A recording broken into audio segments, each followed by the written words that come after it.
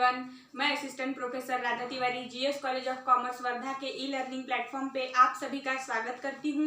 पिछले वीडियो में हमने समूह निर्माण के बारे में अध्ययन किया है। आज हम सार्वजनिक रूप से बोलना या जिसको जनसंवाद कहते हैं, इसके लिए एक अच्छा शब्द प्रयोग किया जाता है, जनसंवाद, पब्लिक स्पीकिंग। तो उसके बारे में आज हम यहाँ पे अध्ययन करेंगे। सबसे ज्यादा हमें सोचना है कि जो पब्लिक स्पीकर होता है, जनसंवाद करने वाला वक्ता होता है, उसके वक्तव्य के पीछे या वाक्पटुता के पीछे क्या उद्देश्य होते हैं, ये हमने आज यहाँ पे समझना है।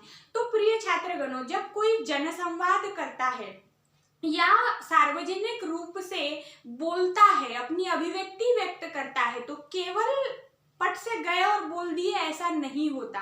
ये जनसंवाद जो करने वाले लोग होते हैं, ये बहुत ज्यादा मनन, चिंतन, गहन अभ्यास, अध्ययन करने में विश्वास रखते हैं। किसी एक पर्टिकुलर विषय को लिए, उस पे मनन चिंतन किए, उसके पूरे विश्लेषणात्मक मुद्दों का अध्ययन किए, उसके बाद अपना निष्कर्ष निकाल कर अपनी अभिव्यक्ति व्यक्त करना लोगों के मध्य, क्योंकि वहां एक वक्ता बोलता है और हजारों श्रोता सुनते है, इसीलिए जनसंवाद ये बहुत गहरे विचार का विषय है, ये मनन का विषय है, ये चिंतन का विषय है, ये अभिव्यक्ति प्रस्तुत करने के निराले ढंग का विषय है। और अगर कोई वहां पे बिना सोचे समझे जनसंवाद करता है, बिना सोचे समझे जो मन में आया, उसके पीछे क्या कारण है, उसके पीछे की पार्श्वभूमि क्या है, ये समझे बिना अगर कोई जनसंवाद करता है, तो लोगों के बीच में उसकी गलत छवि बन जाती है, उसकी इमेज खराब हो जाती है। कोई भी उसके बात को ध्यान से सुनने में विश्वास नहीं रखता और बहुत ज्यादा कोई भी अगर वो बात फिर बोलता है तो उसको जोक के रूप में या चुटकुले के रूप में प्रस्तुत किया जाता है, उसका प्रयोग किया जाता है। अभी तक आप समझ गए होंगे कि मैं सार्वजनिक स्तर पे बोलने के लिए और ऐसे गलत ढंग से बोलने के लिए हम यहाँ पे बेहतरीन उदाहरण ले सकते हैं पप्पू का। तो अब इसके ऊपर मुझे बोलने की जरूरत नहीं है, आप सभी समझ गए होंगे कि जनसंवाद करना है तो हमें क्या चाहिए और क्या नहीं चाहिए। वो एक उदाहरण से आप बिल्कुल सटीक मेरा संदेश आप तक का पहुंच चुका है। तो अब जनसंवाद या सार्वजनिक रूप से बोलना क्या है, ये हमने यहाँ पे समझा कि सार्वजनिक रूप से बोलने के लिए गहन विचार की, गहन सोच की क्षमता होनी चाहिए, उसके बाद ही अपना वक्तव्य रखना चाहिए। साथ ही साथ गहन क्षमता, सोच और विचार मंथन करने के बाद उस व्यक्ति के पास वाक्पटुता भी होनी चाहिए। मतलब जो बोलने का सलीका है, लोगों को अपने शब्दों से बांधने का ढंग है, वो भी उस व्यक्ति में होना चाहिए। वाक्पटुता के आधार पर ही जनसंवाद प्रभावी रूप से किया जा सकता है। उसके बाद अब हम देखते हैं कि जनसंवाद के विभिन्न उद्देश्य कौन कौन से होते हैं। तो सबसे पहला उद्देश्य यहाँ पे जनसंवाद का बताया है, सूचना देना। बहुतांश बार हम देखते हैं कि किसी अगर बड़े जगह पर कोई, जैसे कि अब जैसे मान के चलिए कि रिलायंस ग्रुप है, मुकेश अंबानी आज के परिस्थिति में रिलायंस ग्रुप के चीफ है, मुख्य है। तो ऐसे परिस्थिति में जब उन्हें, जैसे उन्होंने जब जियो लॉन्च किया होगा या जब जियो सिम लॉन्च किया होगा, जब ये नई प्रणाली कार्यान्वित की होगी, तब उन्होंने अपने समुच्चय कार्यकारी लोगों के लिए एक आयोजन किया था और उस आयोजन में उन्होंने बाकायदा जियो को लॉन्च किया था और लोगों को, अपने कार्यकारी समूहों को, अपने कर्मचारियों को तथा बाहरी लोगों को सूचना प्रदान की थी उस नए उत्पादन के बारे में। तो इसीलिए जनसंवाद का प्रयोग हम सूचनाएं देने के लिए भी कर सकते। इस उदाहरण के अलावा हम और एक उदाहरण लेते हैं कि जैसे कोई एक, हम हमारे कॉलेज का ही ये ले लेते हैं। अगर कॉलेज में एक किसी बड़े कार्यक्रम को करवाना है या बड़े किसी एक प्रोग्राम का अरेंजमेंट करना है, तो ऐसे समय पे प्रिंसिपल सर सभी लोगों को एक साथ बिठाएंगे, जिन बच्चों का उनमें सहकार्य रहेगा उस कार्यक्रम में उन बच्चों को बिठाएंगे, उन प्रोफेसर्स को बुलाएंगे जो वहाँ पे कार्यरत रहेंगे और इन सभी को, एक बड़े समुदाय को वे वहाँ पे सूचित करेंगे, सूचना देंगे। तो फिर जन समुदाय का या सार्वजनिक रूप से बोलने का उद्देश्य सबसे पहला सूचना देना माना गया है। उसके बाद है मूल्यांकन करना। तो जो व्यक्ति बोलता है, जो वक्तव्य करता है, उस वक्तव्य करने वाले वक्ता का आगे बैठी हुई श्रोतागण या आगे बैठे हुए श्रोता मूल्यांकन करते हैं और उसके आधार पे उस व्यक्ति के गुणों को, विशेषणों को, विचार शक्ति को समझा जाता है। इसीलिए जनसंवाद मूल्यांकन के लिए या मूल्यांकन के उद्देश्य से भी उपयोग में लाया जाता है कि वो व्यक्ति एक बड़े समुदाय को, एक बड़े मॉब को उद्घोषित करने के लायक है या नहीं, इस बात का मूल्यांकन करना है तो उसको खड़ा कर देंगे वहां पे, चलो बोलिए अब इस विषय पे आप बोलिए, आगे एक बड़ा जन समुदाय है। तो मूल्यांकन, इवैल्यूएशन के लिए भी जनसंवाद उपयोग में लाया जाता है। उसके बाद है बल देना। अब बल देना क्या है? तो बल देना का तात्पर्य यहाँ पर है कि आप जैसे आपके कॉलेज में या आपके क्लास में अगर मान के चलिए कि 25 लोग हैं जो स्पर्धा परीक्षाओं को देने के लिए तत्पर है, तैयारी कर रहे हैं, तो ऐसे लोगों को और स्पर्धा परीक्षाएं पास करना ये बहुत आसान भी बात नहीं होती। उसमें 2-3 अटेम्प्ट देना पड़ते हैं, फिर उसमें तैयारी उतनी तगड़ी होनी चाहिए कि आप 24 घंटे में से 18 घंटे केवल और केवल पढ़ाई के लिए समर्पित करें। तो ऐसे परिस्थिति में कई बार लोगों के मध्य नकारात्मकता आ जाती है, निगेटिविटी आ जाती है, वो गिव अप कर सकते हैं, मतलब छोड़ सकते हैं अपने एम को। तो ऐसे परिस्थिति में ऐसे छात्रों को बल देने के लिए किसी एक सफल व्यक्ति को बुलाया जाता है।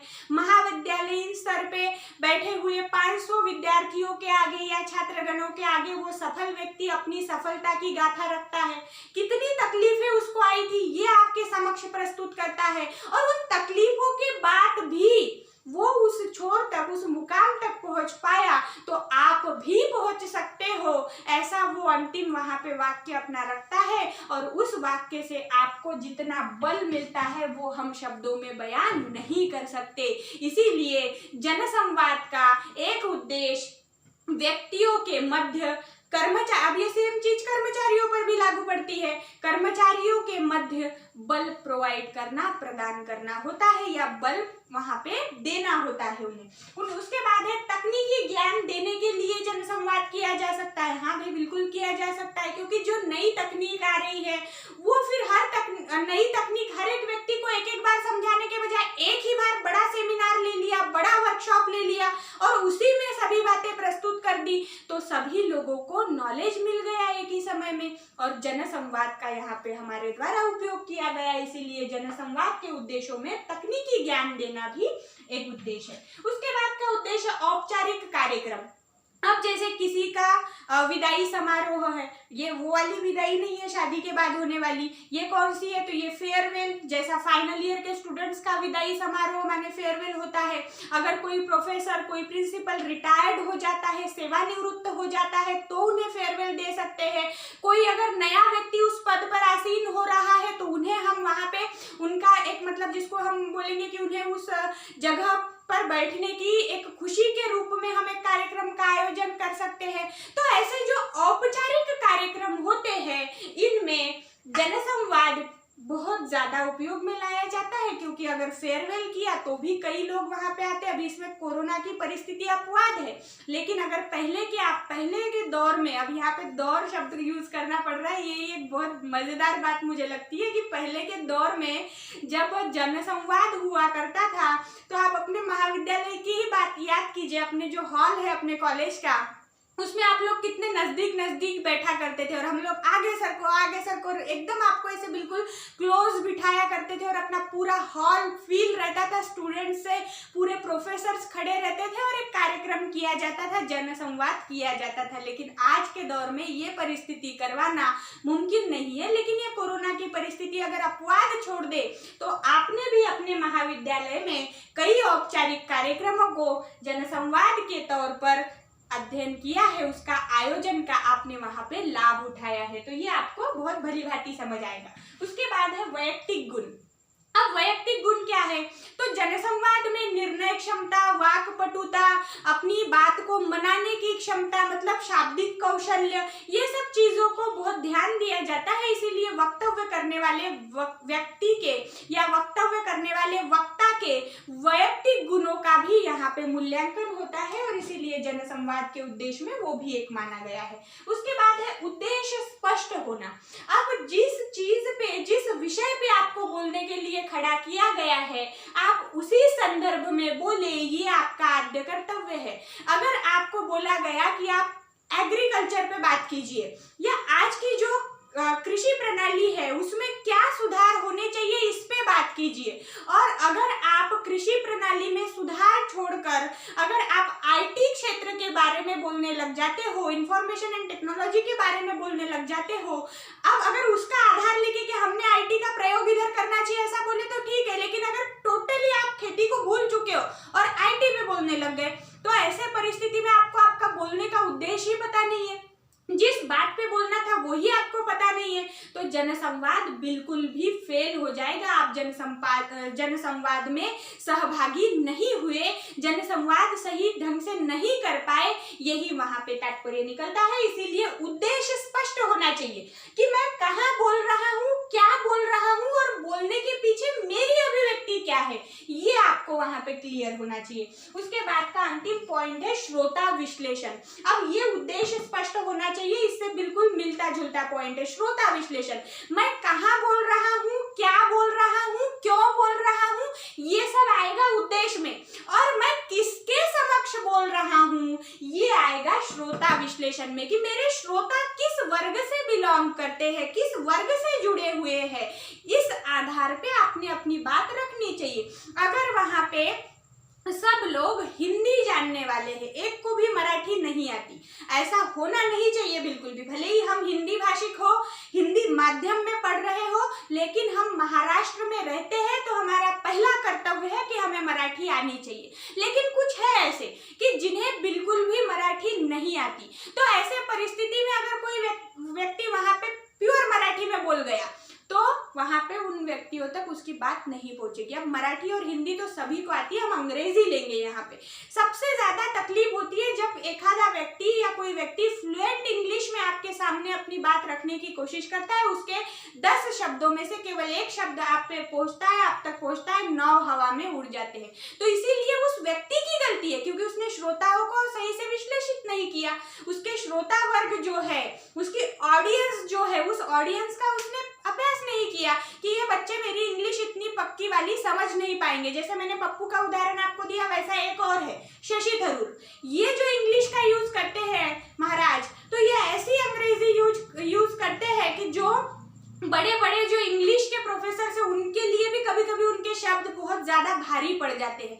तो ऐसे परिस्थिति में क्या होता है कि वो एक मतलब वहां पे बैरियर निर्माण करता है, मतलब लोगों के बीच में और वक्ता के बीच में, मतलब वक्ता और श्रोता के बीच में कम्युनिकेशन माने संचार बिल्कुल भी नहीं होता, और सही ढंग से आपका जो मैसेज है, जो संदेश है, वो भी नहीं पहुंचता। इसीलिए श्रोताओं का विश्लेषण भी करना बेहद जरूरी माना गया है, ऑडियंस का एनालिसिस करना हम जिसे कहते हैं। तो प्रिय छात्रगणों, आज के वीडियो में हमने सार्वजनिक रूप से बोलना है जिसको जनसंवाद कहते हैं, उसका अर्थ समझा और जनसंवाद के विभिन्न उद्देश्यों का अध्ययन किया है। आशा है आपको ये समझ आया होगा। शुक्रिया।